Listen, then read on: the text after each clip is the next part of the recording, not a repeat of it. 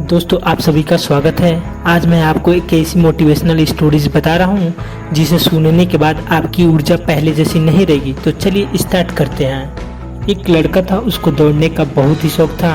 वह कई जगह और कई मैराथन में हिस्सा ले चुका था, परंतु वह किसी भी रेस को पूरी नहीं कर पाता था। लेकिन वह एक दिन मैराथन में रेस के लिए गया तो सोचा, यार कब तक हम अपने रेस को पूरी नहीं कर पाएंगे, कब तक रेस को ऐसे छोड़ते रहेंगे। लेकिन उस दिन वह लड़का अपने आप से वादा किया, जब तक तोड़ेंगे नहीं तब तक छोड़ेंगे नहीं, रेस को कैसे भी पूरी करेंगे।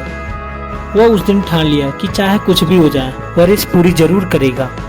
अब वहाँ रेस शुरू हुई, सारे धावक दौड़ना शुरू किए, वह लड़का भी दौड़ना शुरू किया। धीरे धीरे सारे धावक आगे निकल रहे थे, मगर वो लड़का थक चुका था, वो वहीं पर रुक गया। फिर उसने खुद से बोला, अगर मैं दौड़ नहीं सकता तो कम से कम चल तो सकता हूँ। उसने ऐसा ही किया, वह धीरे धीरे चलने लगा, मगर वो आगे जरूर बढ़ रहा था। अब वह चलते चलते बहुत ज़्यादा थक चुका था और नीचे गिर पड़ा। फिर उसने खुद से बोला, वह कैसे भी करके आज दौड़ को पूरी जरूर करेगा। वह जिद करके वापस फिर उठा, लड़खड़ाते हुए आगे बढ़ने लगा। उसने अपना हर ताकत लगा दिया और अंत में वह रेस पूरी कर गया। माना कि वह रेस हार चुका था, लेकिन आज उसका विश्वास चरम पर था, क्योंकि आज से पहले रेस को कभी पूरा ही नहीं कर पाया था। वह जमीन पर पड़ा हुआ था, क्योंकि उसके पैरों की मांसपेशियों में बहुत खिंचाव हो चुका था। लेकिन आज वह बहुत खुश था, क्योंकि आज वह हार कर भी जीता था।